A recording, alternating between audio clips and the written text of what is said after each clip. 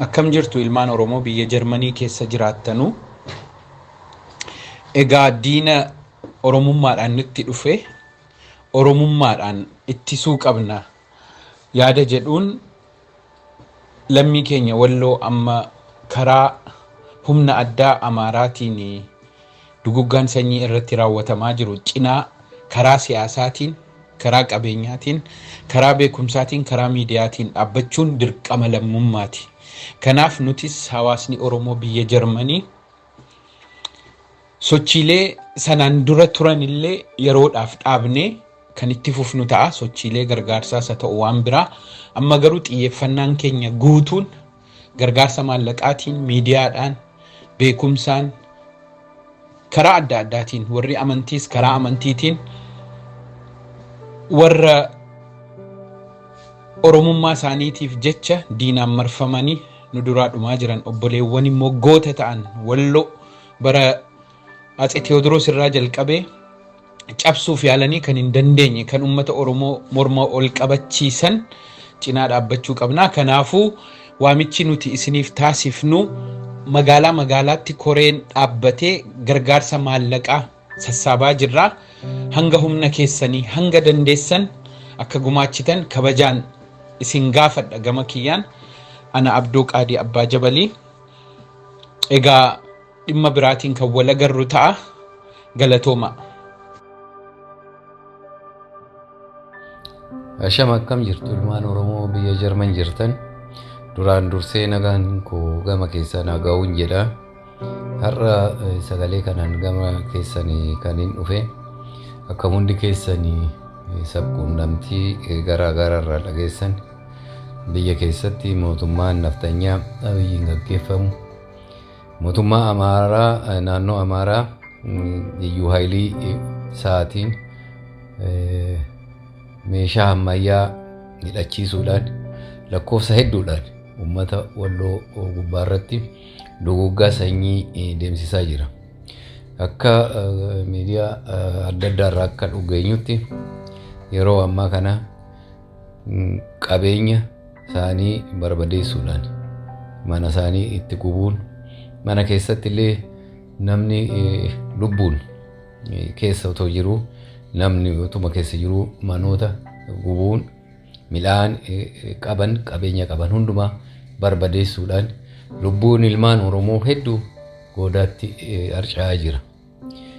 Kana bira darbuudhaan madoo ofiillee gara wal'aana otoo deemanii ambulansa keessaa baasanii goraadeedhaan cicciranii ilmaan Oromoo akka bineensaatti ajjeesaa jiru. Egaa nuti ilmaan Oromoo biyya alaa jirru kun haala kana yeroo ilaallu hedduu xiiqii hamaa miira hamaa keessa gallee jirra. Kanarraa kan ka'een uummata kana bira qabeenya qabnuun gargaarree bira dhaabbachuun hedduu barbaachisaa ta'ee argineerra. Uummati Walloo waggootii 400 olii mootummaa naftanyaa dhufaa darba dura kutannoodhaaf murannoodhaan dhaabbatee haqaaf mirga isaa biyya isaa eenyummaa isaaf Oromummaa isaatiif qabsaa'ee har'a ga'ee jira. Har'allee uummati kun tokkummaadhaan ka'uudhaan mootummaa naftanyaa kana fuuldura dhaabbatee kufaa kuffisaa jira. Diina amma durallee ummata keenyaaf diina ammallee diinummaa ummata keenya itti fufanii jiran kaborullee yoo hawaasa Wallootti milkaawan Oromiyaa guutuu qixxisuuf deeman kana isaan gargaaruudhaan isaan bira dhaabatuudhaan kallattii dandeenyuun hamilee diina kana achitti cabsuu qabna.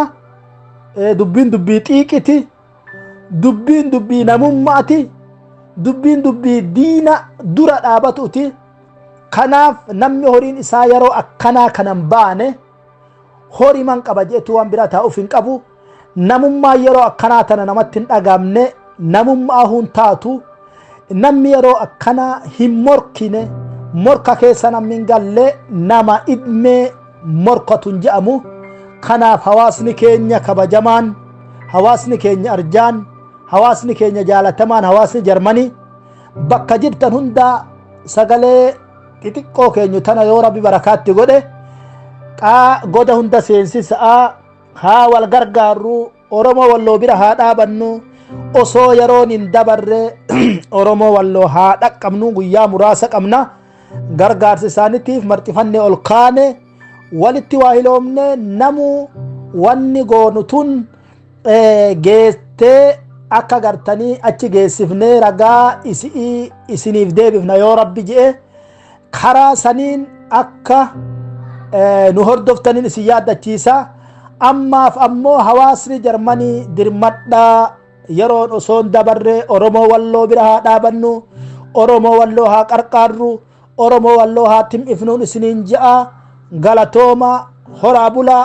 warri kennitan rabbi isinii haa kennu dachaa rabbi isinii haa godhu fiixan teessanii rakkatini bakka isin baaftan waan guddoo rabbi isinii haa buusu milkaawaa rabbi isinaa milkeessu harki keessan qullaan ta'iniin isiniin je'a galatoo